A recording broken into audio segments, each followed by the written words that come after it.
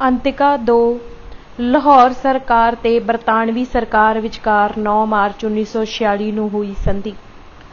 ਜਦਕਿ ਬਰਤਾਨਵੀ ਸਰਕਾਰ ਤੇ ਸਵਰਗੀ ਮਹਾਰਾਜਾ ਰਣਜੀਤ ਸਿੰਘ ਵਾਲੀਏ ਲਾਹੌਰ ਵਿਚਕਾਰ 1809 ਵਿੱਚ ਦੋਸਤੀ ਤੇ ਸਹਿਯੋਗ ਦੀ ਸੰਧੀ ਜੋ 1809 ਵਿੱਚ ਹੋਈ ਸੀ, ਉਹ ਸਿੱਖ ਫੌਜ ਵੱਲੋਂ ਬਰਤਾਨਵੀ ਇਲਾਕੇ ਤੇ ਬੇਮਿਸਾਲ ਹਮਲਾ ਕਰਕੇ ਪਿਛਲੇ ਦਸੰਬਰ ਵਿੱਚ ਤੋੜ ਦਿੱਤੀ ਗਈ ਸੀ ਅਤੇ ਜਦਕਿ ਉਸ ਮੌਕੇ 13 ਦਸੰਬਰ ਦੀ ਘੋਸ਼ਣਾ ਰਾਹੀਂ ਲਾਹੌਰ ਦਰਬਾਰ ਦੇ ਕਬਜ਼ੇ ਵਾਲੇ ਇਲਾਕੇ ਜੋ ਦਰਿਆ ਸਤਲੁਜ ਦੇ ਖੱਬੇ ਪਾਸੇ ਜਾਂ ਅੰਗਰੇਜ਼ਾਂ ਵਾਲੇ ਪਾਸੇ ਸਨ, ਜ਼ਬਤ ਕਰ ਲਏ ਗਏ ਸਨ ਤੇ ਅੰਗਰੇਜ਼ੀ ਪ੍ਰਾਂਤਾਂ ਵਿੱਚ ਮਿਲਾ ਲਏ ਗਏ ਸਨ ਤੇ ਉਸ ਸਮੇਂ ਤੋਂ ਹੀ ਦੋਹਾਂ ਸਰਕਾਰਾਂ ਵਿੱਚ ਇੱਕ ਦੂਜੇ ਵਿਰੁੱਧ ਦੁਸ਼ਮਣੀ ਦੀ ਕਾਰਵਾਈ ਕੀਤੀ ਜਾ ਰਹੀ ਸੀ ਤੇ ਜਿਸ ਦਾ ਸਿੱਟਾ ਲਾਹੌਰ ਉੱਪਰ ਬਰਤਾਨਵੀ ਫੌਜ ਦਾ ਕਬਜ਼ਾ ਹੋ ਜਾਣ ਵਿੱਚ ਨਿਕਲਿਆ ਹੈ। ਤੇ ਜਦੋਂ ਕੁਝ ਸ਼ਰਤਾਂ ਦੇ ਆਧਾਰ ਤੇ ਇਹ ਫੈਸਲਾ ਕੀਤਾ ਗਿਆ ਹੈ ਕਿ ਦੋਹਾਂ ਸਰਕਾਰਾਂ ਵਿੱਚ ਕੁਝ ਸ਼ਰਤਾਂ ਤੇ ਅਮਨ ਮੁੜ ਕਾਇਮ ਕੀਤਾ ਗਿਆ ਹੈ, ਸਤਿਕਾਰਯੋਗ ਇੰਗਲਿਸ਼ ਈਸਟ ਇੰਡੀਆ ਕੰਪਨੀ ਤੇ ਮਹਾਰਾਜਾ ਰਣਜੀਤ ਸਿੰਘ ਬਹਾਦਰ ਤੇ ਉਸ ਦੀ ਔਲਾਦ ਵਾਰਿਸਾਂ ਉੱਤਰਾਧਿਕਾਰੀਆਂ ਵੱਲੋਂ ਅਤੇ ਸਤਿਕਾਰਯੋਗ ਕੰਪਨੀ ਤਰਫੋਂ ਫਰੈਡਰਿਕ ਕਰੀ, ਬ੍ਰੈਵਟ, ਮੇਜਰ ਹੈਨਰੀ ਮੌਂਟਗੋਮਰੀ ਲਾਰੈਂਸ ਆਪਣੇ ਕੁੱਲ ਅਧਿਕਾਰਾਂ ਨਾਲ ਜੋ ਉਹਨਾਂ ਨੂੰ ਸਤਿਕਾਰਯੋਗ ਸਰ ਹੈਨਰੀ ਹਾਰਡਿੰਗ GCB ਜੋ ਬਰਤਾਨੀਆ ਦੀ ਮਲਕਾ ਮੁਅੱਜ਼ਮਾ ਦੀ ਸਤਿਕਾਰਯੋਗ ਪ੍ਰੀਵੀ ਕੌਂਸਲ ਗਵਰਨਰ ਜਨਰਲ ਹਨ ਨੇ ਸੌਂਪੇ ਸਨ, ਜਿਸ ਨੂੰ ਕੰਪਨੀ ਬਹਾਦਰ ਨੇ ਈਸਟ ਇੰਡੀਜ਼ ਵਿੱਚ ਸਾਰੇ ਕਰ ਵਿਹਾਰ ਤੇ ਮਾਮਲੇ ਨਜਿੱਠਣ ਲਈ ਨਿਯੁਕਤ ਕੀਤਾ ਹੈ ਤੇ ਦੂਸਰੇ ਪਾਸੇ ਤੋਂ ਸਤਿਕਾਰਯੋਗ ਮਹਾਰਾਜਾ ਦਲੀਪ ਸਿੰਘ ਵੱਲੋਂ ਭਾਈ ਰਾਮ ਸਿੰਘ, ਰਾਜਾ ਲਾਲ ਸਿੰਘ, ਸਰਦਾਰ ਤੇਜ ਸਿੰਘ, ਸਰਦਾਰ ਚਤਰ ਸਿੰਘ ਅਟਾਰੀਵਾਲਾ, ਸਰਦਾਰ ਰਣਜੋੜ ਸਿੰਘ ਮਜੀਠੀਆ, ਦੀਵਾਨ ਦੀਨਾਨਾਥ, ਫਕੀਰ ਨੂਰਉੱਦਦੀਨ ਮਹਾਰਾਜਾ ਵੱਲੋਂ ਸੌਂਪੇ ਗਏ ਕੁੱਲ ਅਧਿਕਾਰਾਂ ਨਾਲ ਹੇਠ ਲਿਖੀ ਸੰਧੀ ਕੀਤੀ ਜਾਂਦੀ ਹੈ। ਨੰਬਰ 1 ਬਰਤਾਨਵੀ ਸਰਕਾਰ ਤੇ ਮਹਾਰਾਜਾ ਦਲੀਪ ਸਿੰਘ, ਉਸ ਦੇ ਵਾਰਸਾਂ ਤੇ ਉੱਤਰਾਧਿਕਾਰੀਆਂ ਵਿੱਚ ਸਦਾ ਸ਼ਾਂਤੀ ਤੇ ਮਿੱਤਰਤਾ ਬਣੀ ਰਹੇਗੀ।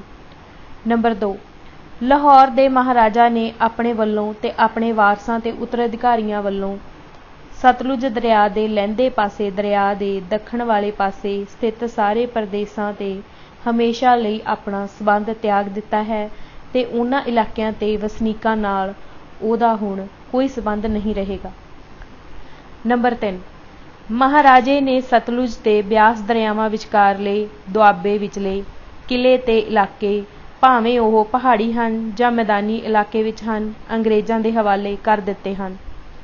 ਨੰਬਰ 4 ਅੰਗਰੇਜ਼ਾਂ ਨੇ ਯੁੱਧ ਦੇ ਹਰਜਾਨੇ ਵਜੋਂ ਲਾਹੌਰ ਸਰਕਾਰ ਤੋਂ ਧਾਰਾ 3 ਵਿੱਚ ਵਰਣਨ ਕੀਤੇ ਗਏ ਇਲਾਕੇ ਦੇਣ ਤੋਂ ਬਿਨਾਂ 1.5 ਕਰੋੜ ਰੁਪਇਆ ਨਾ ਦੇ ਸਕਣ ਕਾਰਨ ਜਾਂ ਬਰਤਾਨਵੀ ਸਰਕਾਰ ਨੂੰ ਇਸ ਦੀ ਅਦਾਇਗੀ ਦੀ ਜ਼ਮਾਨਤ ਨਾ ਦੇ ਸਕਣ ਕਾਰਨ ਮਹਾਰਾਜਾ ਨੇ ਕੰਪਨੀ ਬਹਾਦਰ ਨੂੰ 1 ਕਰੋੜ ਰੁਪਏ ਦੇ ਬਰਾਬਰ ਸਦਾ ਲਈ ਦਰਿਆ ਸਿੰਧ ਤੇ ਬਿਆਸ ਵਿਚਕਾਰਲੇ ਪਹਾੜੀ ਖੇਤਰ, ਜਿਸ ਵਿੱਚ ਕਸ਼ਮੀਰ ਤੇ ਹਜ਼ਾਰਾਂ ਦੇ ਪ੍ਰਾਂਤ ਹਨ, ਦੇ ਦਿੱਤੇ ਹਨ।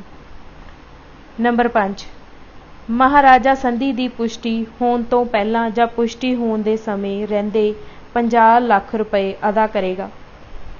ਨੰਬਰ 6 ਮਹਾਰਾਜੇ ਨੇ ਲਾਹੌਰ ਦੀ ਵਿਦਰੋਹੀ ਸੈਨਾ ਨੂੰ ਹਥਿਆਰ ਖੋਹ ਕੇ ਤੋੜ ਦੇਣ ਦਾ ਵਚਨ ਦਿੱਤਾ ਹੈ ਤੇ ਮਹਾਰਾਜਾ ਇਹ ਵੀ ਇਨਕਰਾਰ ਕਰਦਾ ਹੈ ਕਿ ਉਹ ਆਪਣੀ ਬਕਾਇਦਾ ਫੌਜ ਦਾ ਪੁਨਰਗਠਨ ਕਰੇਗਾ ਤੇ ਉਹਨਾਂ ਨੂੰ ਮਹਾਰਾਜਾ ਰਣਜੀਤ ਸਿੰਘ ਦੇ ਸਮੇਂ ਦੇ ਕਾਨੂੰਨਾਂ ਅਨੁਸਾਰ ਤਨਖਾਹਾਂ ਤੇ ਭੱਤੇ ਦੇਵੇਗਾ। ਇਸ ਧਾਰਾ ਅਧੀਨ ਜੋ ਸੈਨਿਕ ਬਰਤਰਫ ਕੀਤੇ ਜਾਣਗੇ, ਮਹਾਰਾਜਾ ਉਹਨਾਂ ਦੇ ਬਕਾਏ ਅਦਾ ਕਰਨ ਦਾ ਵਚਨ ਵੀ ਦਿੰਦਾ ਹੈ। ਨੰਬਰ 7 ਲਾਹੌਰ ਦੀ ਬਕਾਇਦਾ ਫੌਜ ਹੁਣ 25 ਕੰਪਨੀਆਂ ਦੀ ਪਿਆਦਾ ਫੌਜ ਹੋਵੇਗੀ ਤੇ ਹਰ ਬਟਾਲੀਅਨ ਵਿੱਚ 800 ਸੈਨਿਕ ਹੋਣਗੇ ਤੇ ਇਸ ਤਰ੍ਹਾਂ ਪਿਆਦਾ ਫੌਜ 20,000 ਤੋਂ ਵੱਧ ਨਹੀਂ ਹੋਵੇਗੀ। ਜੇ ਕਿਸੇ ਖਾਸ ਕਾਰਨ ਇਹ ਗਿਣਤੀ ਵਧਾਉਣ ਦੀ ਲੋੜ ਹੋਵੇਗੀ ਤਾਂ ਇਸ ਦਾ ਕਾਰਨ ਪੂਰੀ ਤਰ੍ਹਾਂ ਅੰਗਰੇਜ਼ੀ ਸਰਕਾਰ ਨੂੰ ਸਪਸ਼ਟ ਕਰਨਾ ਪਵੇਗਾ ਤੇ ਜਦੋਂ ਉਹ ਖਾਸ ਸਥਿਤੀ ਖਤਮ ਹੋ ਗਈ ਤਾਂ ਬਕਾਇਦਾ ਫੌਜ ਇਸ ਧਾਰਾ ਅਨੁਸਾਰ ਪਹਿਲੀ ਪੱਧਰ ਤੱਕ ਹੀ ਸੀਮਿਤ ਰਹੇਗੀ। ਨੰਬਰ 8 ਮਹਾਰਾਜਾ ਬਰਤਾਨਵੀ ਸਰਕਾਰ ਨੂੰ ਉਹ ਸਾਰੀਆਂ ਤੋਪਾਂ ਜਿਨ੍ਹਾਂ ਦੀ ਗਿਣਤੀ 36 ਹੈ ਤੇ ਜੋ ਬਰਤਾਨਵੀ ਫੌਜਾਂ ਵਿਰੁੱਧ ਵਰਤੀਆਂ ਗਈਆਂ ਸਨ ਤੇ ਜੋ ਦਰਿਆ ਸਤਲੁਜ ਦੇ ਸੱਜੇ ਕਿਨਾਰੇ ਬੀੜੀਆਂ ਗਈਆਂ ਸਨ ਤੇ ਜੋ ਸਭਰਾਉਂ ਦੀ ਲੜਾਈ ਵਿੱਚ ਅੰਗਰੇਜ਼ਾਂ ਦੇ ਅਧਿਕਾਰ ਵਿੱਚ ਨਹੀਂ ਆਈਆਂ ਸਨ, ਹਵਾਲੇ ਕਰ ਦੇਵੇਗਾ।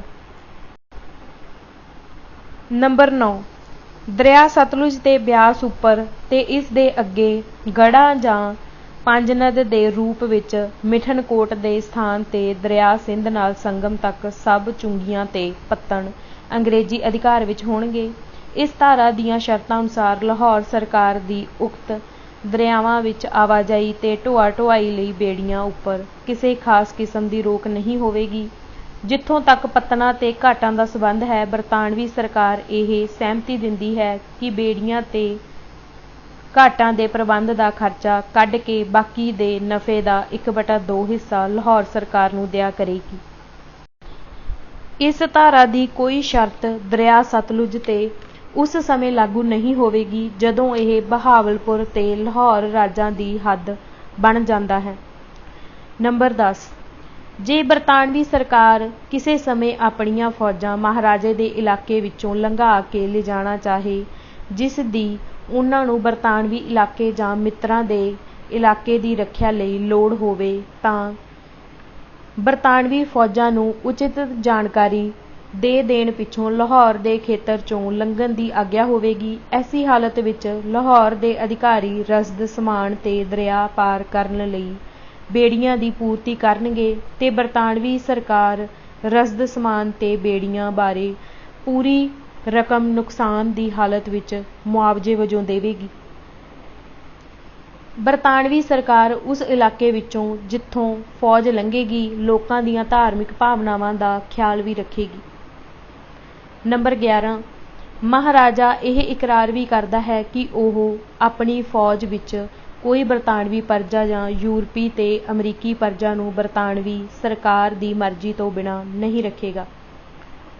ਨੰਬਰ 12 ਰਾਜਾ ਗੁਲਾਬ ਸਿੰਘ ਵਾਲੀਏ ਜੰਮੂ ਵੱਲੋਂ ਲਾਹੌਰ ਤੇ ਬਰਤਾਨਵੀ ਸਰਕਾਰਾਂ ਵਿੱਚ ਮਿੱਤਰਤਾ ਦੇ ਸੰਬੰਧ ਬਹਾਲ ਕਰਾਉਣ ਵਿੱਚ ਨਿਭਾਈ ਭੂਮਿਕਾ ਤੇ ਸੇਵਾ ਬਦਲੇ ਮਹਾਰਾਜਾ ਗੁਲਾਬ ਸਿੰਘ ਨੂੰ ਉਹਨਾਂ ਜ਼ਿਲ੍ਹਿਆਂ ਤੇ ਖੇਤਰਾਂ ਦਾ ਸੁਤੰਤਰ ਮਹਾਰਾਜਾ ਪ੍ਰਵਾਨ ਕਰਦਾ ਹੈ ਜਿਸ ਇਲਾਕੇ ਦਾ ਫੈਸਲਾ ਅੰਗਰੇਜ਼ੀ ਸਰਕਾਰ ਤੇ ਰਾਜਾ ਗੁਲਾਬ ਸਿੰਘ ਵਿਚਕਾਰ ਵੱਖਰੀ ਸੰਧੀ ਨਾਲ ਹੋਵੇਗਾ ਤੇ ਉਸ ਵਿੱਚ ਉਹ ਇਲਾਕੇ ਵੀ ਸ਼ਾਮਿਲ ਹੋਣਗੇ ਜੋ ਇਹਦੇ ਅਧਿਕਾਰ ਵਿੱਚ ਮਹਾਰਾਜਾ ਖੜਕ ਸਿੰਘ ਦੇ ਸਮੇਂ ਤੋਂ ਹੀ ਹਨ।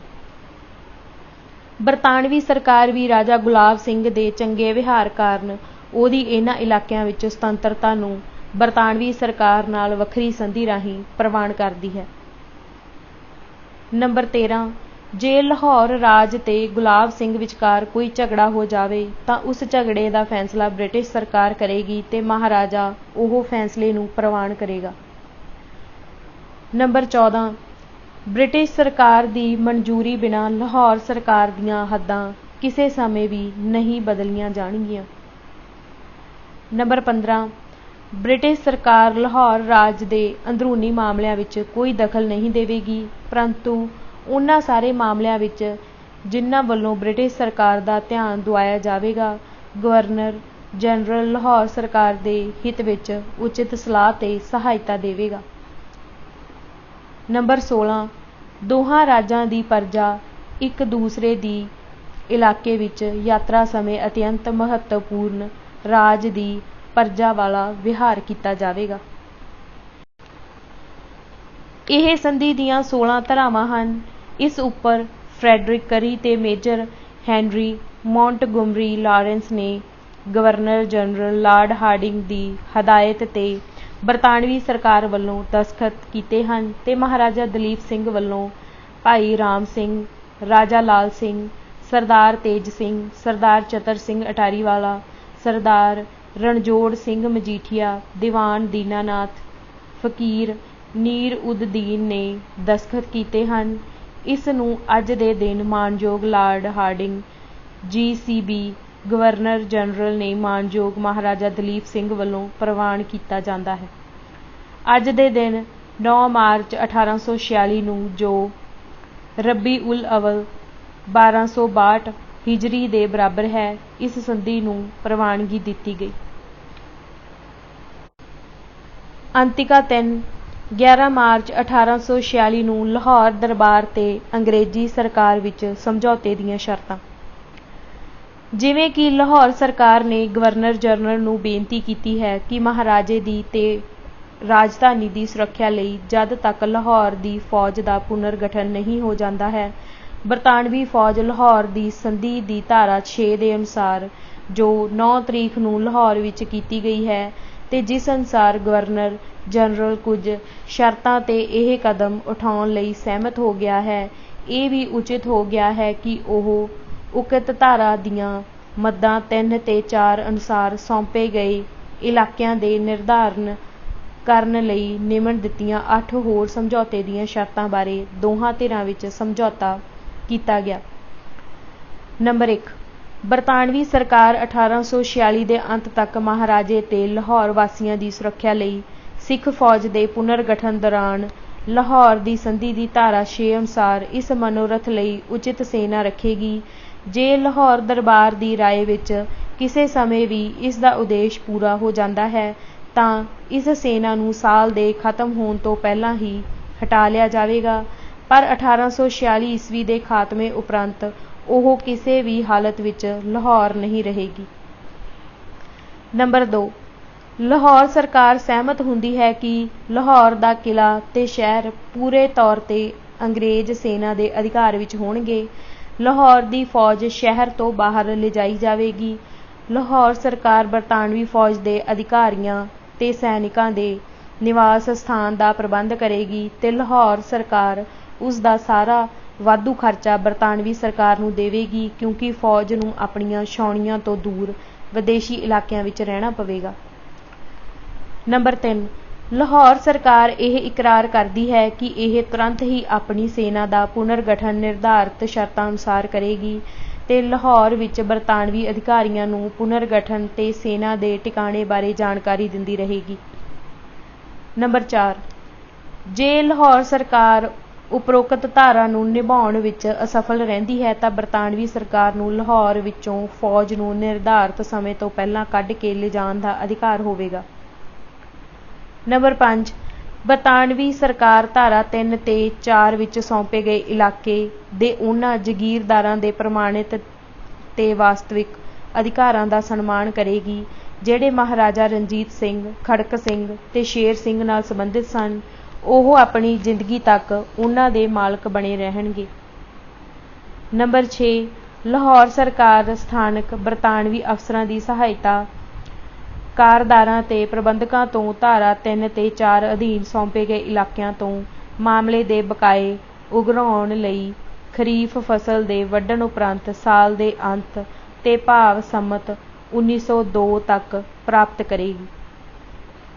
ਨੰਬਰ 7 ਲਾਹੌਰ ਸਰਕਾਰ ਨੂੰ ਉਪਰੋਕਤ ਧਾਰਾ ਵਿੱਚ ਦੱਸੇ ਗਏ ਖੇਤਰਾਂ ਦੇ ਕਿਲ੍ਹਿਆਂ ਵਿੱਚੋਂ ਤੋਪਾਂ ਤੋਂ ਬਿਨਾਂ ਖਜ਼ਾਨਾ ਤੇ ਹੋਰ ਸਰਕਾਰੀ ਜਾਇਦਾਦ ਲਿਜਾਣ ਦਾ ਅਧਿਕਾਰ ਹੋਵੇਗਾ।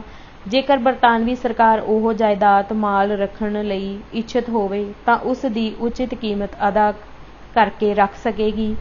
ਅਜਿਹੇ ਸਮਾਨ ਨੂੰ ਵੇਚਣ ਵਿੱਚ ਬਰਤਾਨਵੀ ਅਧਿਕਾਰੀ ਵੀ ਮਦਦ ਕਰਨਗੇ ਜਿਸ ਨੂੰ ਲਾਹੌਰ ਸਰਕਾਰ ਲਿਜਾਣਾ ਨਾ ਚਾਹੁੰਦੀ ਹੋਵੇ।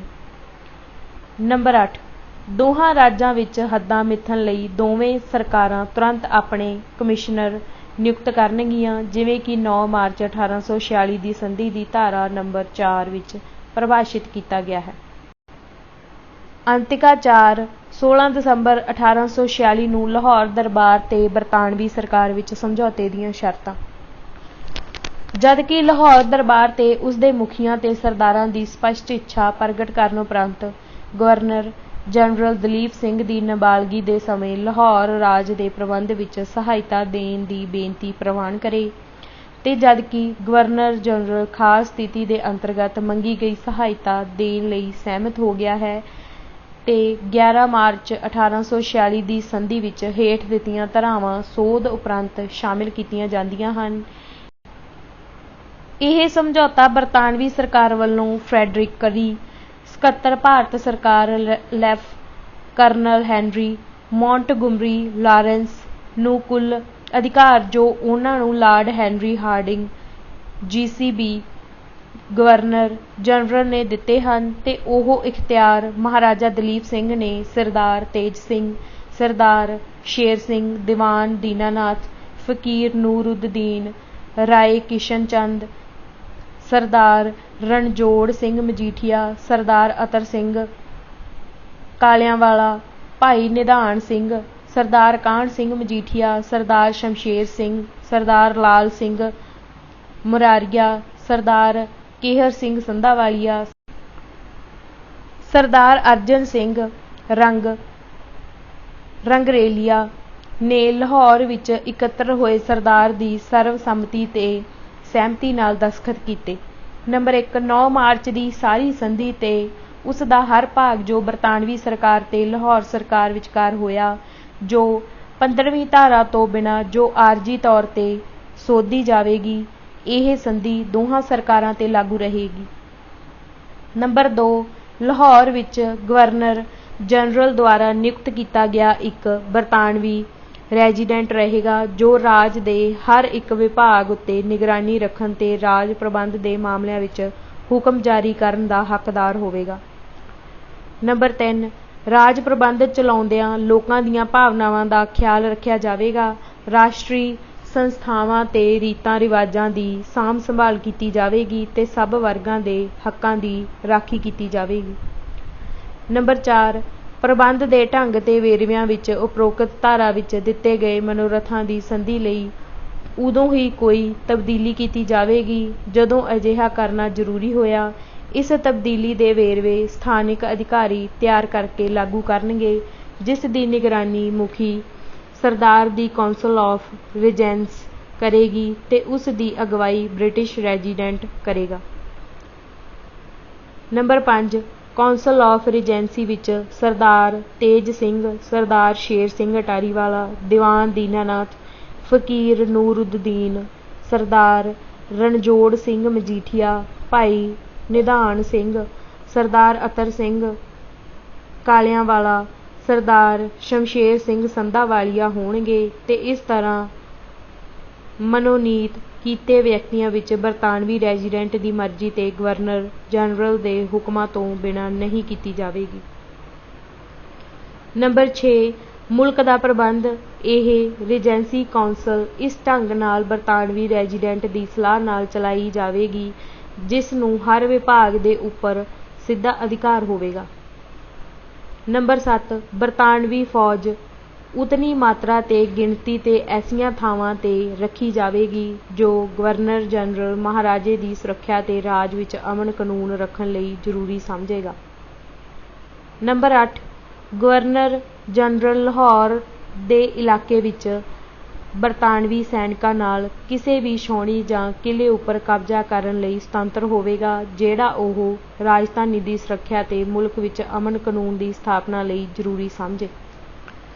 ਨੰਬਰ 9 ਇਸ ਫੌਜ ਦੇ ਖਰਚ ਲਈ ਲਾਹੌਰ ਰਾਜ ਬਰਤਾਨਵੀ ਸਰਕਾਰ ਨੂੰ 22 ਲੱਖ ਨਵੇਂ ਨਾਨਕਸ਼ਾਹੀ ਰੁਪਇਆ ਅਦਾ ਕਰੇਗੀ।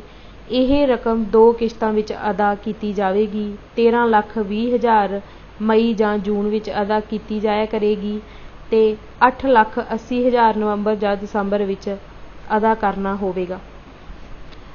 ਨੰਬਰ 10 ਮਹਾਰਾਜਾ ਦਲੀਪ ਸਿੰਘ ਦੀ ਮਾਤਾ ਰਾਜ ਮਾਤਾ ਮਹਾਰਾਣੀ ਜਿੰਦਾਂ ਲਈ ਢੁਕਵੀਂ ਰਾਸ਼ੀ ਜੋ 1.25 ਲੱਖ ਰੁਪਏ ਸੀ ਸਾਲਾਨਾ ਉਹਦੇ ਹਵਾਲੇ ਕੀਤੇ ਜਾਣਾ ਤੈਅ ਹੋਇਆ, ਜਿਸ ਨਾਲ ਉਹ ਆਪਣਾ ਤੇ ਆਪਣੇ ਅਸ਼ਰਿਤਾਂ ਦਾ ਗੁਜ਼ਾਰਾ ਚਲਾਇਆ ਕਰੇਗੀ। ਨੰਬਰ 11 ਇਸ ਸੰਧੀ ਦੀਆਂ ਧਾਰਾਵਾਂ ਦਾ ਪ੍ਰਭਾਵ ਦਲੀਪ ਸਿੰਘ ਦੀ ਨਾਬਾਲਗੀ ਸਮੇਂ ਹੀ ਹੋਵੇਗਾ ਤੇ ਜਦੋਂ ਮਹਾਰਾਜਾ ਸਾਹਿਬ 16 ਸਾਲਾਂ ਦੇ ਹੋ ਗਏ, ਭਾਵ 4 ਸਤੰਬਰ 1854 ਨੂੰ ਇਹ ਸਮਝੌਤਾ ਕਿਸੇ ਸਮੇਂ ਵੀ ਗਵਰਨਰ ਜਨਰਲ ਤੇ ਲਾਹੌਰ ਦਰਬਾਰ ਦੀ ਸੰਤੁਸ਼ਟਤਾ ਨਾਲ ਖਤਮ ਕੀਤਾ ਜਾਵੇਗਾ ਤੇ ਮਹਾਰਾਜੇ ਦੀ ਸਰਕਾਰ ਲਈ ਬਰਤਾਨਵੀ ਫੌਜ ਦੀ ਜ਼ਰੂਰਤ ਨਹੀਂ ਰਹੇਗੀ। ਇਸ 11 ਮੱਦਾਂ ਵਾਲੇ ਸਮਝੌਤੇ ਨੂੰ ਲਾਹੌਰ ਵਿੱਚ ਮੁਖੀਆਂ ਤੇ ਅਫਸਰਾਂ ਅਤੇ ਉੱਪਰ ਦੱਸੇ ਸਰਦਾਰਾਂ ਨੇ 16 ਦਸੰਬਰ 1846 ਨੂੰ ਤਿਆਰ ਕਰਕੇ ਅਮਲੀ ਰੂਪ ਦਿੱਤਾ।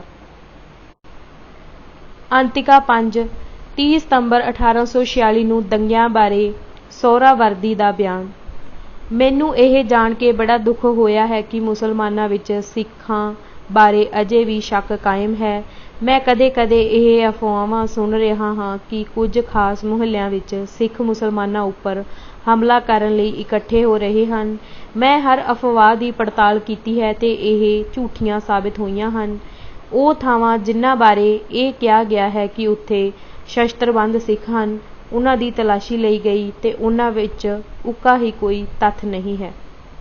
ਮੈਂ ਨਿੱਜੀ ਤੌਰ ਤੇ ਕਈ ਮਾਮਲਿਆਂ ਦੀ ਜਾਂਚ ਕੀਤੀ ਹੈ ਤੇ ਨਿਰਸੰਦੇਹ ਕਹਿ ਸਕਦਾ ਹਾਂ ਕਿ ਇਹ ਉੱਕਾ ਹੀ ਝੂਠੀਆਂ ਹਨ ਤੇ ਘਬਰਾਹਟ ਦਾ ਹੀ ਸਿੱਟਾ ਹਨ।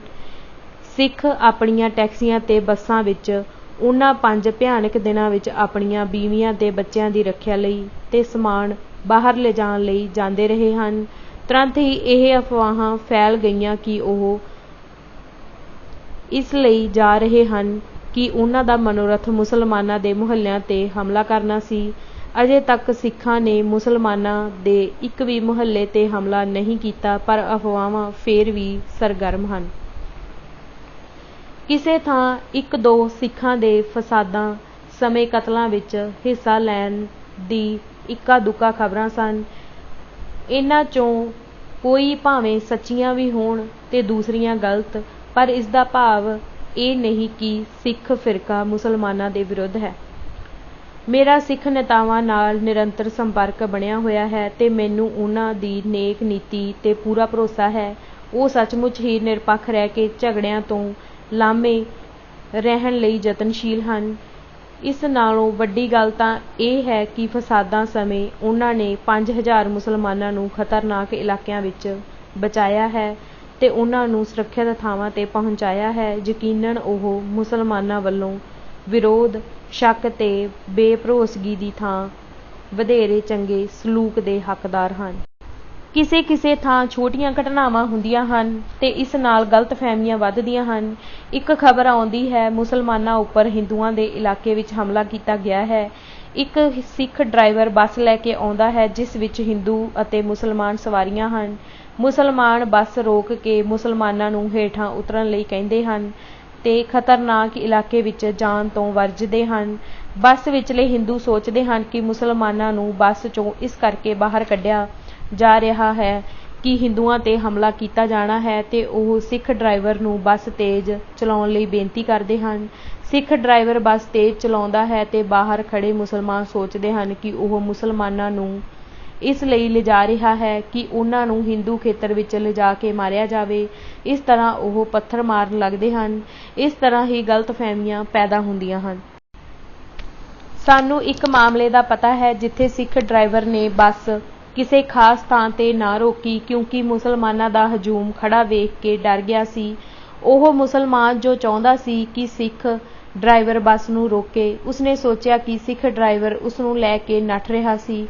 ਉਸਨੇ ਬੱਸ ਤੋਂ ਬਾਹਰ ਛਾਲ ਮਾਰੀ ਤੇ ਉਸਨੇ ਆਪਣੇ ਆਪ ਨੂੰ ਜ਼ਖਮੀ ਕਰ ਲਿਆ। ਤੁਰੰਤ ਹੀ ਖ਼ਬਰ ਫੈਲ ਗਈ ਕਿ ਬੱਸ ਵਿੱਚੋਂ ਲਾਸ਼ਾਂ ਬਾਹਰ ਸੁੱਟੀਆਂ ਗਈਆਂ ਹਨ। ਸਿੱਖਾਂ ਨੇ ਮੁਸਲਮਾਨਾਂ ਨੂੰ ਮਾਰ ਦਿੱਤਾ ਹੈ। ਸਿੱਖਾਂ ਨੇ ਮੁਸਲਮਾਨਾਂ ਤੇ ਚਾਕੂਆਂ ਨਾਲ ਹਮਲਾ ਕਰ ਦਿੱਤਾ ਹੈ। ਇਹ ਸਭ ਕੁਝ ਬੰਦ ਹੋਣਾ ਚਾਹੀਦਾ ਹੈ। ਮੇਰੇ ਮੁਸਲਮਾਨ ਭਰਾਵਾਂ ਨੂੰ ਮੇਰੇ ਤੇ ਭਰੋਸਾ ਕਰਨਾ ਚਾਹੀਦਾ ਹੈ। ਜਦ ਮੈਂ ਕਹਿੰਦਾ ਹਾਂ ਕਿ ਸਿੱਖਾਂ ਵਿਰੁੱਧ ਪ੍ਰਚਾਰ ਝੂਠਾ ਹੈ ਤਾਂ ਇਹ ਤੁਰੰਤ ਰੋਕਣਾ ਚਾਹੀਦਾ ਹੈ। ਸਿੱਖ ਡਰਾਈਵਰ ਭਾਵੇਂ ਉਹ ਬੱਸਾਂ ਚਲਾ ਰਹੇ ਹੋਣ ਜਾਂ ਟੈਕਸੀਆਂ, ਉਨ੍ਹਾਂ ਤੇ ਪੱਥਰ ਨਹੀਂ ਮਾਰੇ ਜਾਣੇ ਚਾਹੀਦੇ ਤੇ ਉਨ੍ਹਾਂ ਨਾਲ ਕਿਸੇ ਤਰ੍ਹਾਂ ਦੀ ਕੋਈ ਵੀ ਛੇੜਛਾੜ ਨਹੀਂ ਕੀਤੀ ਜਾਣੀ ਚਾਹੀਦੀ। ਸੱਚਾਈ ਤਾਂ ਇਹ ਹੈ ਕਿ ਮੁਸਲਮਾਨਾਂ ਦੇ ਮੁਹੱਲਿਆਂ ਵਿੱਚ ਗੁਆਂਢੀ ਸਿੱਖ ਨੇਤਾਵਾਂ ਨਾਲ ਸੰਪਰਕ ਕਰਨਾ ਚਾਹੀਦਾ ਹੈ ਤਾਂ ਜੋ ਉਨ੍ਹਾਂ ਵਿੱਚ ਵਿਸ਼ਵਾਸ ਬਹਾਲ ਹੋ ਸਕੇ। ਮੈਨੂੰ ਉਮੀਦ ਹੈ ਕਿ ਮੁਸਲਮਾਨ ਮੇਰੀ ਬੇਨਤੀ ਦਾ ਹੁੰਗਾਰਾ ਭਰਨਗੇ ਤੇ ਸਿੱਖਾਂ ਵਿਰੁੱਧ ਇਹ ਪ੍ਰਚਾਰ ਬੰਦ ਕਰਨਗੇ ਜਿਸ ਦਾ ਕੋਈ ਆਧਾਰ ਹੀ ਨਹੀਂ ਹੈ।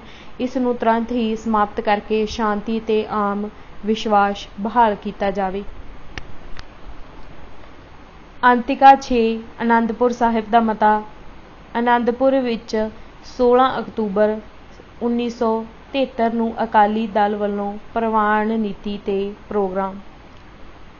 ਸਿਧਾਂਤ ਨੰਬਰ 1, ਸ਼੍ਰੋਮਣੀ ਅਕਾਲੀ ਦਲ ਸਿੱਖ ਪੰਥ ਦੀ ਪ੍ਰਮੁੱਖ ਸੰਸਥਾ ਹੈ ਤੇ ਇਸ ਲਈ ਉਸ ਦਾ ਪੰਥ ਦੀ ਪ੍ਰਤੀਨਿਧਤਾ ਕਰਨ ਤੇ ਉਸ ਦੀ ਅਗਵਾਈ ਦੇਣ ਦਾ ਪੂਰਾ ਅਧਿਕਾਰ ਹੈ।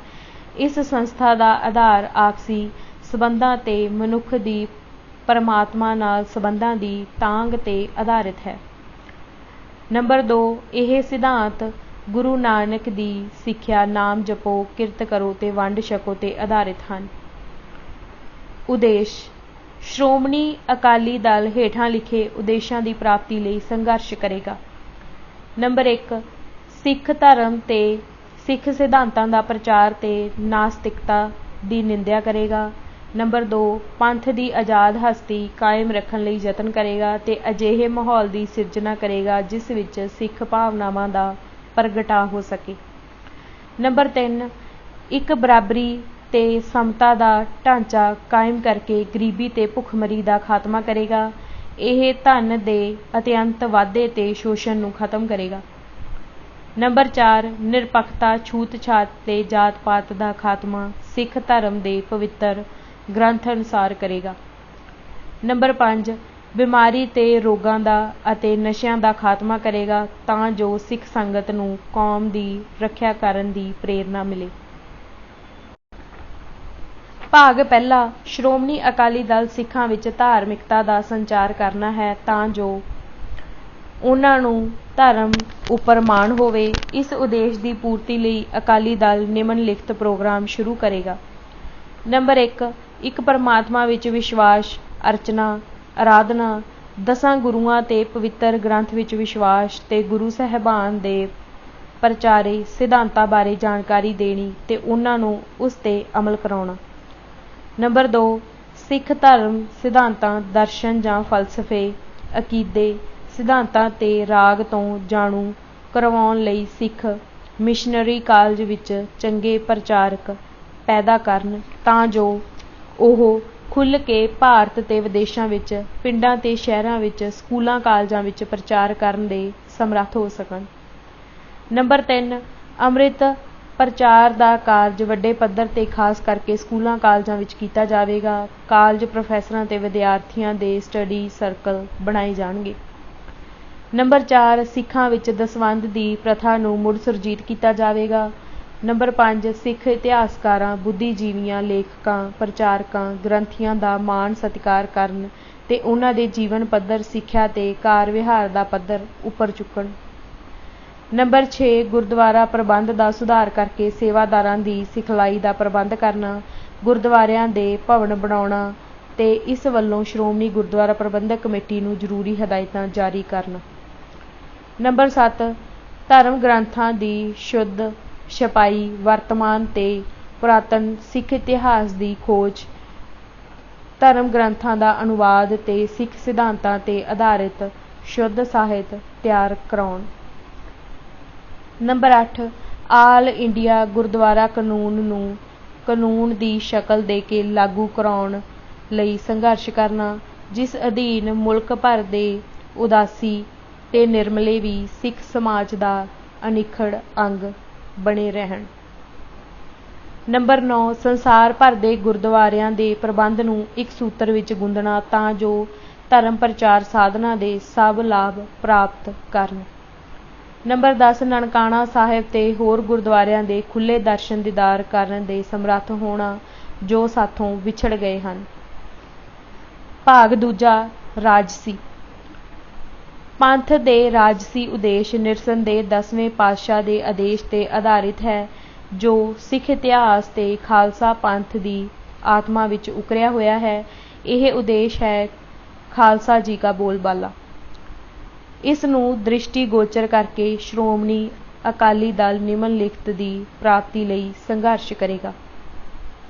नंबर 1, ऊड़ा ਉਹ ਖੇਤਰ जो पंजाब तो ਖੋਹ ਲਏ गए हैं ਜਾਂ ਜਾਣ-ਬੁੱਝ ਕੇ ਬਾਹਰ ਰੱਖੇ ਗਏ ਹਨ ਜਿਵੇਂ ਗੁਰਦਾਸਪੁਰ ਜ਼ਿਲ੍ਹੇ ਦਾ ਡਲਹੌਜੀ, ਅੰਬਾਲਾ ਜ਼ਿਲ੍ਹੇ ਦਾ ਪੰਜੌਰ, ਕਾਲਕਾ ਤੇ ਅੰਬਾਲਾ ਸ਼ਹਿਰ, ਨਾਲਾਗੜ੍ਹ ਦਾ ਦੇਸ਼ ਇਲਾਕਾ, ਕਰਨਾਲ ਜ਼ਿਲ੍ਹੇ ਦਾ ਸ਼ਾਹਬਾਦ ਬਲਾਕ, ਹਿਸਾਰ ਜ਼ਿਲ੍ਹੇ ਦੀਆਂ ਗੋਲਾਂ, ਟੋਹਾਣਾ ਦੀਆਂ ਉਪ ਤਹਿਸੀਲਾਂ ਤੇ ਰਤੀਆਂ ਬਲਾਕ ਤੇ ਸਰਸਾ ਤਹਿਸੀਲ, राजस्थान के गंगानगर जिले दीयां 6 तहसीलों ते सिख ਵਸੋਂ ਦੇ ਨਾਲ ਲੱਗਵੇਂ ਪੰਜਾਬੀ ਬੋਲਦੇ ਇਲਾਕੇ ਤੁਰੰਤ ਹੀ ਪੰਜਾਬ ਵਿੱਚ ਸ਼ਾਮਿਲ ਕੀਤੇ ਜਾਣ ਤਾਂ ਜੋ ਇੱਕ ਪ੍ਰਬੰਧਕੀ ਇਕਾਈ ਬਣ ਸਕੇ।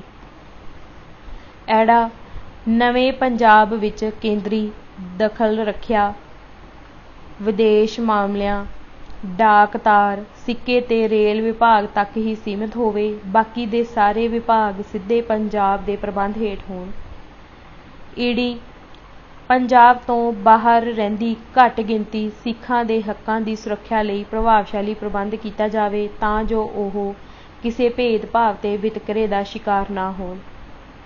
ਨੰਬਰ 2 ਸ਼੍ਰੋਮਣੀ ਅਕਾਲੀ ਦਲ ਇਸ ਲਈ ਵੀ ਸੰਘਰਸ਼ ਕਰੇਗਾ ਕਿ ਭਾਰਤੀ ਸੰਵਿਧਾਨ ਸਹੀ ਅਰਥਾਂ ਵਿੱਚ ਸੰਘਾਤਮਕ ਬਣ ਸਕੇ ਤੇ ਕੇਂਦਰ ਵਿੱਚ ਸਾਰੇ ਰਾਜਾਂ ਨੂੰ ਇੱਕੋ ਜਿਹੀ ਪ੍ਰਧਾਨਤਾ ਮਿਲੇ। ਨੰਬਰ 3 ਸ਼੍ਰੋਮਣੀ ਅਕਾਲੀ ਦਲ ਇਹ ਵੀ ਅਨੁਭਵ ਕਰਦਾ ਹੈ ਕਿ ਕਾਂਗਰਸ ਦੀ ਵਿਦੇਸ਼ ਨੀਤੀ ਮੁਲਕ ਲਈ ਘਾਤਕ ਤੇ ਬੇਫਾਇਦਾ ਹੈ। ਇਹ ਉਹਨਾਂ ਗੁਆਂਢੀਆਂ ਨਾਲ ਚੰਗੇ ਸੰਬੰਧ ਸਥਾਪਿਤ ਕਰਨ ਦੀ ਕੋਸ਼ਿਸ਼ ਕਰੇਗਾ ਜਿੱਥੇ ਸਿੱਖ ਵਸਦੇ ਹਨ ਜਾਂ ਜਿੱਥੇ ਉਹਨਾਂ ਦੇ ਗੁਰਧਾਮ ਹਨ। ਸਾਡੀ ਵਿਦੇਸ਼ੀ ਨੀਤੀ ਕਿਸੇ ਹੋਰ ਮੁਲਕ ਦੀ ਦੁਮਛੱਲਾ ਨਹੀਂ ਹੋਣੀ ਚਾਹੀਦੀ। ਨੰਬਰ 4 ਰਾਜਾਂ ਤੇ ਕੇਂਦਰ ਵਿੱਚ ਸਿੱਖ ਕਰਮਚਾਰੀਆਂ ਨੂੰ ਇਨਸਾਫ ਯਕੀਨੀ ਬਣਾਉਣ ਲਈ ਤੇ ਉਹਨਾਂ ਨਾਲ ਬੇਇਨਸਾਫੀ ਵਿਰੁੱਧ ਪ੍ਰਭਾਵਸ਼ਾਲੀ ਆਵਾਜ਼ ਉਠਾਉਣਾ ਅਕਾਲੀ ਦਲ ਦੇ ਪ੍ਰੋਗਰਾਮ ਦਾ ਜ਼ਰੂਰੀ ਹਿੱਸਾ ਹੋਵੇਗਾ। ਖਾਸ ਕਰਕੇ ਰੱਖਿਆ ਸੇਵਾਵਾਂ ਵਿੱਚ ਸਿੱਖ ਪਰੰਪਰਾਵਾਂ ਨੂੰ ਕਾਇਮ ਰੱਖਣ ਦੀ ਪੂਰੀ ਕੋਸ਼ਿਸ਼ ਕੀਤੀ ਜਾਵੇਗੀ ਤੇ ਸਿੱਖ ਸੈਨਿਕਾਂ ਦੀਆਂ ਮੰਗਾਂ ਉੱਪਰ ਨਿਰੰਤਰ ਨਜ਼ਰ ਰੱਖੀ ਜਾਵੇਗੀ। ਅਕਾਲੀ ਦਲ ਇਹ ਯਤਨ ਕਰੇਗਾ ਕਿ ਕਿਰਪਾਨ ਸਿੱਖ ਸੈਨਿਕਾਂ ਦੀ ਵਰਦੀ ਦਾ ਅਨਿੱਖੜਵਾਂ ਅੰਗ ਬਣ ਜਾਵੇ। ਨੰਬਰ 5 ਸਾਬਕਾ ਫੌਜੀਆਂ ਦੇ ਪੁਨਰਵਾਸ ਲਈ ਕਲਿਆਣਕਾਰੀ ਤੇ ਅਨੁਕੂਲ ਮਾਹੌਲ ਦੀ ਸਿਰਜਣਾ ਕਰਨਾ, ਉਹਨਾਂ ਦੇ ਹੱਕਾਂ ਦੀ ਸੁਰੱਖਿਆ ਲਈ ਜ਼ਰੂਰੀ ਰਿਆਇਤਾਂ ਤੇ ਸਹੂਲਤਾਂ ਦਾ ਪ੍ਰਬੰਧ ਕਰਨਾ ਤਾਂ ਜੋ ਉਹ ਆਤਮ ਸਨਮਾਨ ਦਾ ਜੀਵਨ ਗੁਜ਼ਾਰ ਸਕਣ। ਨੰਬਰ 6 ਸ਼੍ਰੋਮਣੀ ਅਕਾਲੀ ਦਲ ਮਹਿਸੂਸ ਕਰਦਾ ਹੈ ਕਿ ਹਰ ਆਦਮੀ ਤੇ ਇਸਤਰੀ ਨੂੰ ਜਿਸ ਨੂੰ ਕਦੇ ਕਿਸੇ ਵੀ ਅਦਾਲਤ ਵੱਲੋਂ ਸਜ਼ਾ ਨਾ ਹੋਈ ਹੋਵੇ ਉਸ ਨੂੰ ਲਾਇਸੈਂਸ ਤੋਂ ਬਿਨਾਂ ਬੰਦੂਕ ਰੱਖਣ ਦੀ ਆਗਿਆ ਹੋਵੇ। ਨੰਬਰ 7 ਸ਼੍ਰੋਮਣੀ ਅਕਾਲੀ ਦਲ ਨਸ਼ੇਬੰਦੀ ਦਾ ਸਮਰਥਨ ਕਰਦਾ ਹੈ ਤੇ ਜਨਤਕ ਥਾਵਾਂ ਤੇ ਸਿਗਰਟ ਨੋਸ਼ੀ ਉੱਪਰ ਪਾਬੰਦੀ ਦੀ ਮੰਗ ਕਰਦਾ ਹੈ। ਸ਼੍ਰੋਮਣੀ ਅਕਾਲੀ ਦਲ ਦਾ ਆਰਥਿਕ ਪ੍ਰੋਗਰਾਮ ਤੇ ਨੀਤੀ ਜੋ 17 ਅਕਤੂਬਰ 1973 ਨੂੰ ਅਨੰਦਪੁਰ ਸਾਹਿਬ ਦੀ ਮੀਟਿੰਗ ਵਿੱਚ ਵਰਕਿੰਗ ਕਮੇਟੀ ਨੇ ਸਵੀਕਾਰ ਕੀਤੀ। ਭਾਵੇਂ ਭਾਰਤੀ ਅਰਥਚਾਰਾ ਪ੍ਰਮੁੱਖ ਤੌਰ ਤੇ ਖੇਤੀ ਪ੍ਰਧਾਨ ਅਰਥਚਾਰਾ ਹੈ ਤੇ ਕੋਈ ਵੀ ਰਾਜਸੀ ਸ਼ਕਤੀ ਜੋ ਨਿਆਂ ਤੇ ਆਧਾਰਿਤ ਸਮਾਜ ਦੀ ਉਸਾਰੀ ਦੀ ਚਾਹਵਾਨ ਹੈ ਇਸ ਨੂੰ ਅਣਗੌਲਿਆ ਨਹੀਂ ਕਰ ਸਕਦੀ। ਮੂਲ ਸਮੱਸਿਆਵਾਂ ਦੀ ਜੜ ਇਹੋ ਹੈ ਕਿ ਅਰਥਚਾਰੇ ਦਾ ਅਸ਼ਾਸਾ ਵੱਡੇ ਵਪਾਰੀ ਸਰਮਾਏਦਾਰਾਂ ਤੇ ਇਜਾਰੇਦਾਰਾਂ ਕੋਲ ਹੈ। ਅਸਲ ਵਿੱਚ ਇਹੋ ਵਰਗ ਆਜ਼ਾਦੀ ਦੇ 26 ਸਾਲਾਂ ਵਿੱਚ ਅਮੀਰ ਬਣਿਆ। ਭਾਵੇਂ ਆਰਥਿਕ ਵਿਕਾਸ ਦੇ ਲਾਭ ਹੋਰ ਵਰਗਾਂ ਨੂੰ ਵੀ ਮਿਲੇ ਹਨ, ਅਸਲ ਵਿੱਚ ਇਸੇ ਵਰਗ ਦੇ ਹੱਥ ਵਿੱਚ ਰਾਜਸੀ ਸ਼ਕਤੀ ਹੈ। ਇਸ ਲਈ ਸ਼ਾਂਤਮਈ ਢੰਗਾਂ ਨਾਲ ਇੱਕ ਨਵਾਂ ਸਮਾਜਿਕ ਢਾਂਚਾ ਕਾਇਮ ਕਰਨ ਲਈ ਇਸ ਵਰਗ ਦਾ ਜੱਫਾ ਰਾਜਸੀ ਤੇ ਆਰਥਿਕ ਢਾਂਚੇ ਤੋਂ ਹਟਾਉਣਾ ਚਾਹੀਦਾ ਹੈ। ਅਕਾਲੀ ਦਲ ਸ਼ਹਿਰੀ ਤੇ ਪੇਂਡੂ ਖੇਤਰਾਂ, ਅਮੀਰਾਂ ਤੇ ਗਰੀਬਾਂ ਵਿੱਚ ਅੰਤਰ ਦੂਰ ਕਰਨ ਦਾ ਹਿਮਾਇਤੀ ਹੈ, ਪਰ ਇਹ ਚਾਹੁੰਦਾ ਹੈ ਕਿ ਪਹਿਲਾ ਵਾਰ ਉਹਨਾਂ ਲੋਕਾਂ ਤੇ ਕੀਤਾ ਜਾਵੇ ਜਿਨ੍ਹਾਂ ਦੇ ਹੱਥ ਵਿੱਚ ਦੌਲਤ ਹੈ ਤੇ ਉਹ ਦੇਸ਼ ਦੇ ਅਰਥਚਾਰੇ ਤੇ ਜੱਫਾ ਪਾਈ ਫਿਰਦੇ ਹਨ। ਪੇਂਡੂ ਖੇਤਰਾਂ ਵਿੱਚ ਵੀ ਅਕਾਲੀ ਦਲ ਅਨੁਸੂਚਿਤ ਜਾਤੀਆਂ, ਪਛੜੀਆਂ ਸ਼੍ਰੇਣੀਆਂ, ਬੇਜ਼ਮੀਨੇ ਕਾਸ਼ਤਕਾਰਾਂ, ਗਰੀਬ ਕਿਸਾਨਾਂ ਤੇ ਮੱਧ ਵਰਗੀ ਕਿਸਾਨਾਂ ਭਾਵ ਕਮਜ਼ੋਰ ਵਰਗਾਂ ਦਾ ਸਮਰਥਕ ਹੈ। ਇਸ ਲਈ ਇਹਦਾ ਇਹ ਤਾਰਕਿਕ ਵਿਚਾਰ ਹੈ ਕਿ 30 ਸਟੈਂਡਰਡ ਏਕੜਾਂ ਤੋਂ ਵਾਧੂ ਜ਼ਮੀਨ ਲੈ ਕੇ ਪੇਂਡੂ ਗਰੀਬਾਂ ਵਿੱਚ ਵੰਡ ਦਿੱਤੀ ਜਾਵੇ। ਇਸ ਲਈ ਅਕਾਲੀ ਦਲ ਦੀ ਆਰਥਿਕ ਨੀਤੀ ਇਹਨਾਂ ਉਦੇਸ਼ਾਂ ਦੀ ਪ੍ਰਾਪਤੀ ਲਈ ਸੇਧਿਤ ਹੋਵੇਗੀ। ਖੇਤੀ ਖੇਤਰ ਇੱਕ ਪਾਸੇ ਤਾਂ ਮੁਲਕ ਨੇ ਜ਼ਮੀਨੀ ਸੁਧਾਰਾਂ ਦਾ ਸਿਲਸਿਲਾ ਤੇ ਦੂਜੇ ਪਾਸੇ ਹਰੀ ਕ੍ਰਾਂਤੀ ਦਾ ਨਵਾਂ ਪੜਾਅ ਦੇਖਿਆ ਹੈ। ਅਕਾਲੀ ਦਲ ਨੇ ਇਹ ਪ੍ਰਤਿੱਗਿਆ ਕੀਤੀ ਹੋਈ ਹੈ ਕਿ ਇਹ ਹਰੀ ਕ੍ਰਾਂਤੀ ਲਈ ਵਾਹ ਲਾਵੇਗਾ ਤੇ ਖੇਤੀ ਉਤਪਾਦਨ ਵਧਾ ਕੇ ਸਾਰੇ ਵਰਗਾਂ ਦੇ ਤੇ ਖਾਸ ਕਰਕੇ ਮੱਧ ਵਰਗੀ ਕਿਸਾਨਾਂ ਤੇ ਗਰੀਬ ਬੇਜ਼ਮੀਨੇ ਲੋਕਾਂ ਦੇ ਜੀਵਨ ਪੱਧਰ ਨੂੰ ਉੱਚਾ ਉਠਾਵੇਗਾ। ਇਸ ਮਨੋਰਥ ਨੂੰ ਪ੍ਰਾਪਤ ਕਰਨ ਲਈ ਅਕਾਲੀ ਦਲ ਭਵਿੱਖ ਵਿੱਚ ਇਹ ਕਦਮ ਉਠਾਏਗਾ। ਨੰਬਰ 1 ਭੂਮੀ ਸੁਧਾਰ ਦੇ ਕਦਮ ਉਠਾ ਕੇ ਫਰਕ ਮਿਟਾਵੇਗਾ ਤੇ ਖੇਤੀ ਉਪਜ ਵਧਾਵੇਗਾ। ਜ਼ਮੀਨ ਦੀ ਉੱਪਰਲੀ ਹੱਦ ਨੂੰ ਮੁੜ ਵਿਚਾਰਿਆ ਜਾਵੇਗਾ ਤੇ ਪਰਿਵਾਰ ਦੀ ਕੁੱਲ ਭੂਮੀ 30 ਸਟੈਂਡਰਡ ਏਕੜ ਮਿਥੀ ਜਾਵੇਗੀ। ਸਾਰੇ ਵਿਚੋਲੇ ਬਾਹਰ ਰੱਖੇ ਜਾਣਗੇ ਤੇ ਜ਼ਮੀਨ ਵਾਹੁਣ ਵਾਲੇ ਦਾ ਜ਼ਮੀਨ ਉੱਪਰ ਕਬਜ਼ੇ ਦਾ ਹੱਕ ਸੁਰੱਖਿਅਤ ਰੱਖਿਆ ਜਾਵੇਗਾ। ਭੂਮੀਹੀਨ ਖੇਤ ਮਜ਼ਦੂਰ ਤੇ ਗਰੀਬ ਕਿਸਾਨਾਂ ਨੂੰ ਫਾਲਤੂ ਭੂਮੀ ਤੇ ਵਸਾਇਆ ਜਾਵੇਗਾ ਤੇ ਵਾਹੀਯੋਗ ਸਰਕਾਰੀ ਜ਼ਮੀਨ ਬੇਜ਼ਮੀਨੇ ਤੇ ਖਾਸ ਕਰਕੇ ਅਨੁਸੂਚਿਤ ਜਾਤੀਆਂ ਤੇ ਕਬੀਲਿਆਂ ਵਿੱਚ ਵੰਡੀ ਜਾਏਗੀ। ਇਸ ਜ਼ਮੀਨ ਦੀ ਵੰਡ ਇਸ ਤਰ੍ਹਾਂ ਕੀਤੀ ਜਾਵੇਗੀ ਕਿ ਇਸ ਦਾ ਲਾਭ ਗਰੀਬ ਹਰੀਜਨ ਤੇ ਭੂਮੀਹੀਨਾਂ ਨੂੰ ਮਿਲ ਜਾਵੇ। ਇਸ ਦੇ ਨਾਲ ਹੀ ਇਹ ਵੀ ਵਿਚਾਰਿਆ ਜਾਵੇਗਾ ਕਿ ਕਿਸ ਤਰ੍ਹਾਂ ਮੁਜਾਰਿਆਂ ਨੂੰ ਜ਼ਮੀਨ ਤੇ ਕਰਜ਼ਾ ਲੈਣ ਲਈ ਜ਼ਮੀਨ ਰਹਿਣ ਦਾ ਅਧਿਕਾਰ ਮਿਲੇ ਤੇ ਇਹ ਵੀ ਪਤਾ ਲਾਇਆ ਜਾਵੇ ਕਿ ਕਿਸ ਤਰ੍ਹਾਂ ਸਰਕਾਰ ਵੱਲੋਂ ਅਨੁਸੂਚਿਤ ਜਾਤੀਆਂ ਕਬੀਲਿਆਂ ਤੇ ਪਛੜੀਆਂ ਸ਼੍ਰੇਣੀਆਂ ਨੂੰ ਦੂਸਰਿਆਂ ਵਰਗਾਂ ਨੂੰ ਜ਼ਮੀਨ ਵੇਚਣ ਤੋਂ ਰੋਕਿਆ ਜਾਵੇ। ਨੰਬਰ 2 ਅਕਾਲੀ ਦਲ ਖੇਤੀ ਦੇ ਆਧੁਨਿਕੀਕਰਨ ਲਈ ਯਤਨ ਕਰੇਗਾ ਤਾਂ ਜੋ ਮੱਧ ਵਰਗ ਦੇ ਛੋਟੇ ਤੇ ਗਰੀਬ ਕਿਸਾਨ ਵੀ ਸਸਤੇ ਨਿਵੇਸ਼ਾਂ ਬਿਜਲੀ ਪਾਣੀ ਬੀਜਾਂ ਖਾਦਾਂ ਤੇ ਕਰਜ਼ੇ ਦੀਆਂ ਸਹੂਲਤਾਂ ਦਾ ਲਾਭ ਸਹਿਕਾਰੀ ਸੇਵਾਵਾਂ ਤੇ ਸਰਕਾਰੀ ਏਜੰਸੀਆਂ ਰਾਹੀਂ ਪ੍ਰਾਪਤ ਕਰ ਸਕਣ। ਨੰਬਰ 3 ਅਕਾਲੀ ਦਲ ਯਤਨ ਕਰੇਗਾ ਕਿ ਖੇਤੀ ਉਪਜ ਦੀਆਂ ਕੀਮਤਾਂ ਨਿਰਧਾਰਿਤ ਕੀਤੀਆਂ ਜਾਣ। ਕੀਮਤ ਦਾ ਬਿਜਾਈ ਰੁੱਤ ਤੋਂ ਬਹੁਤ ਅਗੇਤਾ ਐਲਾਨ ਕੀਤਾ ਜਾਵੇ। ਰਾਜ ਸਰਕਾਰ ਕੋਲ ਕੀਮਤਾਂ ਨਿਰਧਾਰਿਤ ਕਰਨ ਦਾ ਅਧਿਕਾਰ ਹੋਵੇ।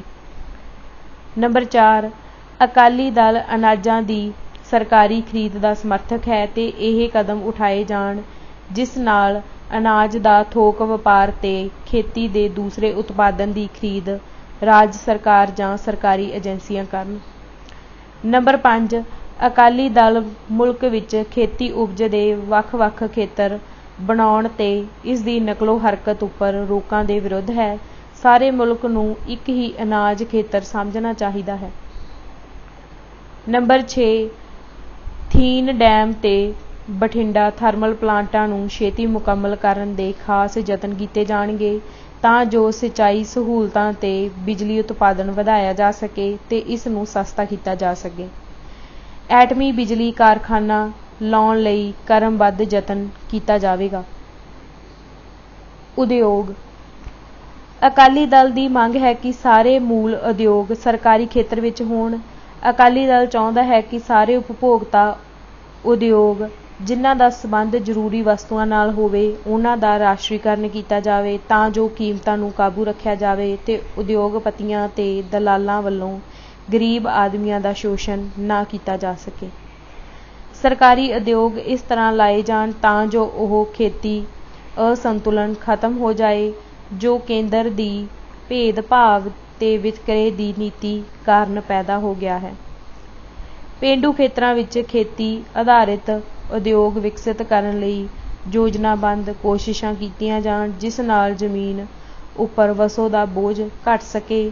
ਉਦਯੋਗਾਂ ਤੇ ਕਾਰਖਾਨਿਆਂ ਦਾ ਲੋਕਤੰਤਰੀਕਰਨ ਵਾਸਤੇ ਪ੍ਰਬੰਧ ਵਿੱਚ 50% ਪ੍ਰਤੀਨਿਧਤਾ ਕਾਮਿਆਂ ਨੂੰ ਦਿੱਤੀ ਜਾਵੇਗੀ ਤੇ ਸਰਕਾਰੀ ਖੇਤਰ ਵਿੱਚ ਇੱਕ ਵਿਸਤ੍ਰਿਤ ਯੋਜਨਾ ਤਿਆਰ ਕੀਤੀ ਜਾਵੇ। ਸਰਕਾਰੀ ਖੇਤਰ ਦੀਆਂ ਯੋਜਨਾਵਾਂ ਨੂੰ ਵਧੇਰੇ ਖੁਦਮੁਖਤਿਆਰੀ ਦਿੱਤੀ ਜਾਵੇ ਤੇ ਉਹਨਾਂ ਦਾ ਪ੍ਰਬੰਧ ਸਹਿਯੋਗ ਤੇ ਪ੍ਰਬੁੱਧ ਵਿਅਕਤੀਆਂ ਹੱਥ ਦਿੱਤਾ ਜਾਵੇ ਤੇ ਸਰਕਾਰੀ ਖੇਤਰ ਦੀਆਂ ਯੋਜਨਾਵਾਂ ਲਈ ਇੱਕ ਵੱਖਰਾ ਅਮਲਾ ਤਿਆਰ ਕੀਤਾ ਜਾਵੇ। ਆਰਥਿਕ ਨੀਤੀ ਅਕਾਲੀ ਦਲ ਸਾਰੇ ਕਰ ਢਾਂਚੇ ਦੇ ਪੁਨਰ ਨਿਰੀਖਣ ਦੀ ਇਸ ਤਰ੍ਹਾਂ ਮੰਗ ਕਰਦਾ ਹੈ ਤਾਂ ਜੋ ਕਾਲੇ ਧਨ ਤੇ ਟੈਕਸ ਦੀ ਚੋਰੀ ਕਰਨ ਦੀ ਪ੍ਰੇਰਨਾ ਖਤਮ ਹੋ ਜਾਵੇ। ਅਕਾਲੀ ਦਲ ਅਜਿਹਾ ਕਰ ਢਾਂਚਾ ਚਾਹੁੰਦਾ ਹੈ ਜਿਹੜਾ ਟੈਕਸ ਸਿੱਧਾ ਦੇਣਾ ਪਵੇ ਤੇ ਜਨਤਾ ਤੋਂ ਅੱਗੇ ਨਾ ਲਿਆ ਜਾਵੇ। ਵਰਤਮਾਨ ਕਰ ਢਾਂਚਾ ਜ਼ਿਆਦਾ ਕਰਕੇ ਗਰੀਬਾਂ ਨੂੰ ਹੀ ਸਜ਼ਾ ਦਿੰਦਾ ਹੈ ਤੇ ਅਮੀਰਾਂ ਲਈ ਕਈ ਚੋਰ ਮੋਰੀਆਂ ਤੋਂ ਬਚਣ ਦੇ ਰਾਹ ਹਨ। ਅਕਾਲੀ ਦਲ ਚੱਲ ਰਹੇ ਸਿੱਕੇ ਨੂੰ ਬੰਦ ਕਰਨ ਦਾ ਹਾਮੀ ਹੈ ਤਾਂ ਜੋ ਮੁਲਕ ਵਿੱਚ ਚੱਲ ਰਿਹਾ ਸਮਾਨਾਂਤਰ ਕਾਲਾ ਬਾਜ਼ਾਰ ਖਤਮ ਹੋ ਜਾਵੇ। ਕਾਮੇ ਮੱਧ ਵਰਗ ਕਰਮਚਾਰੀਆਂ ਤੇ ਖੇਤ ਮਜ਼ਦੂਰ ਅਕਾਲੀ ਦਲ ਕੋਸ਼ਿਸ਼ ਕਰੇਗਾ ਕਿ ਉਦਯੋਗਿਕ ਕਾਮਿਆਂ ਦੀ ਲੋੜ ਤੇ ਆਧਾਰਿਤ ਘੱਟੋ ਘੱਟ ਉਜਰਤ ਦਿੱਤੀ ਜਾਵੇ। ਸਰਕਾਰੀ ਕਰਮਚਾਰੀਆਂ ਦਾ ਜੀਵਨ ਪੱਧਰ ਨਿਰੰਤਰ ਉੱਚਾ ਚੁੱਕਿਆ ਜਾਵੇ।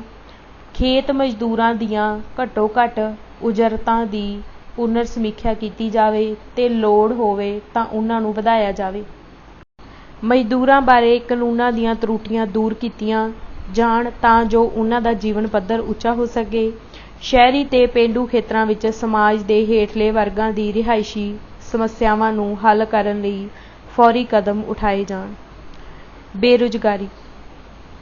ਅਕਾਲੀ ਦਲ ਪੂਰਨ ਰੁਜ਼ਗਾਰ ਦੇ ਹੱਕ ਵਿੱਚ ਹੈ। ਪਹਿਲਾਂ ਤਾਂ ਇਹ ਚਾਹੁੰਦਾ ਹੈ ਕਿ ਸਾਰੇ ਪੜ੍ਹੇ ਲਿਖੇ ਤੇ ਸੁਸਿੱਖਿਅਤ ਲੋਕਾਂ ਨੂੰ ਰੁਜ਼ਗਾਰ ਦਿੱਤਾ ਜਾਵੇ।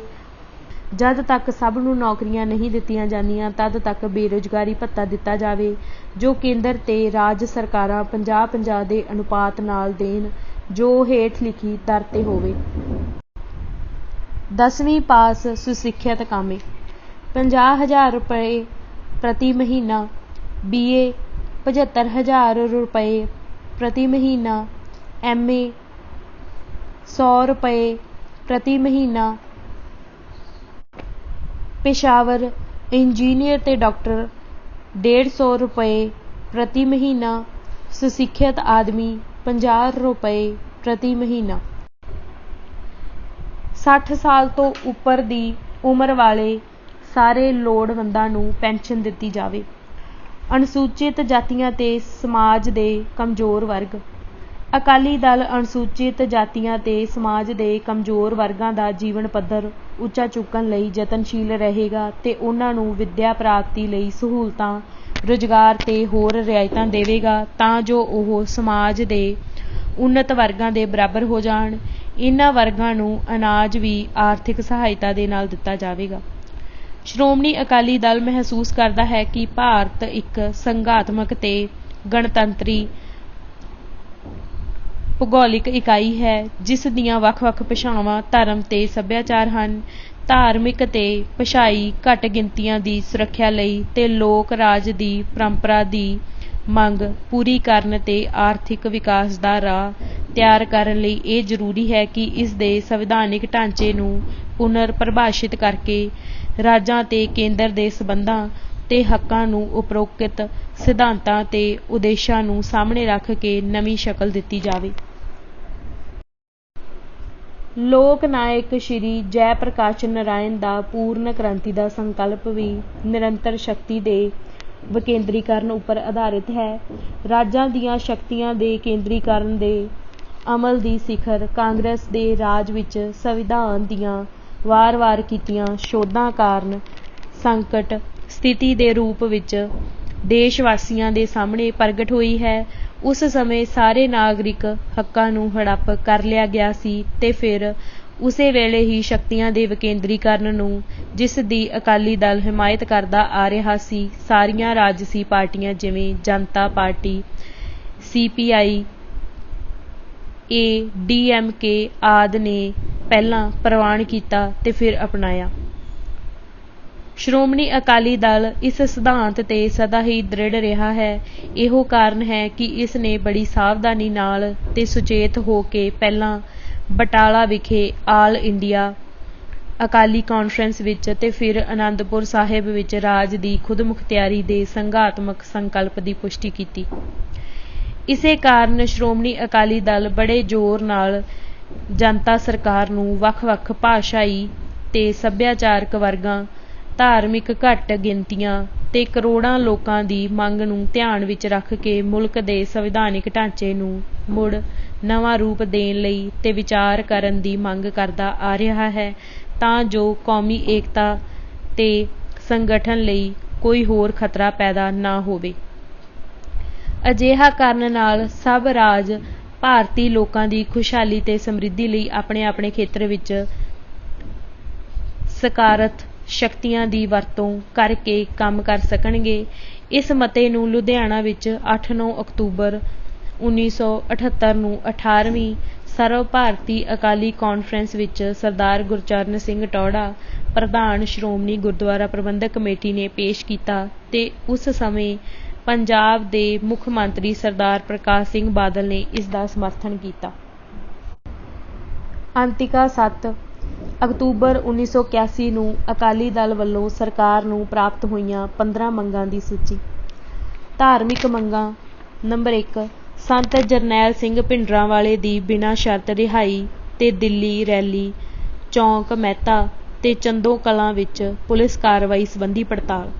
ਨੰਬਰ 2, ਦਿੱਲੀ ਗੁਰਦੁਆਰਾ ਦੇ ਪ੍ਰਬੰਧ ਵਿੱਚ ਸਰਕਾਰ ਦੀ ਕਥਿਤ ਜ਼ਿਆਦਤੀ, ਲੋਕਤੰਤਰੀ ਢੰਗ ਨਾਲ ਚੋਣਾਂ ਤੇ ਸਰਕਾਰ ਦੇ ਚਮਚਿਆਂ ਤੋਂ ਜਬਰੀ ਕਬਜ਼ਾ ਖਾਲੀ ਕਰਵਾਉਣਾ।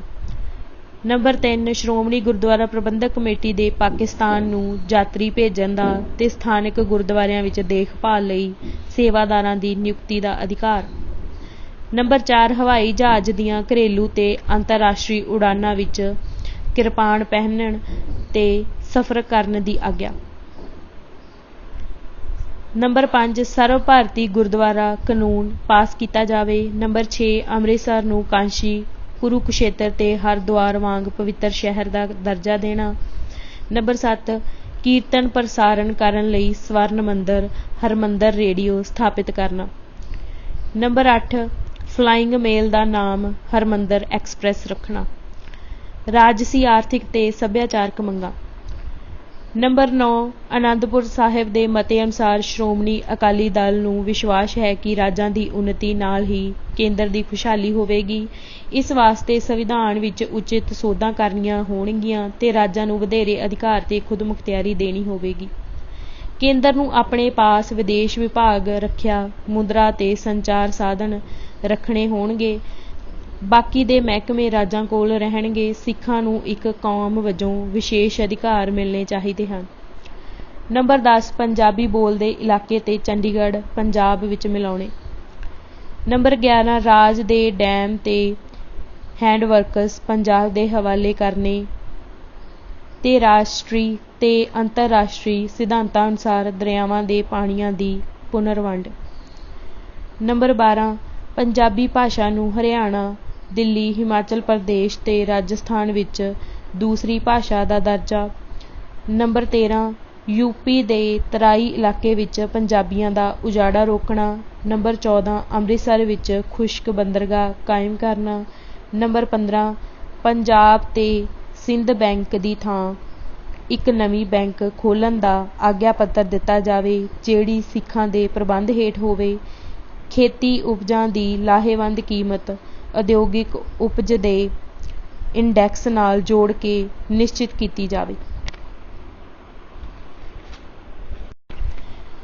ਇਸ ਦੇ ਨਾਲ ਹੀ ਸਿੱਖ ਇਤਿਹਾਸ ਕਿਤਾਬ ਲੇਖਕ ਖੁਸ਼ਵੰਤ ਸਿੰਘ ਇੱਥੇ ਹੀ ਸਮਾਪਤ ਹੁੰਦੀ ਹੈ। ਵਾਹਿਗੁਰੂ ਜੀ ਕਾ ਖਾਲਸਾ, ਵਾਹਿਗੁਰੂ ਜੀ ਕੀ ਫਤਿਹ।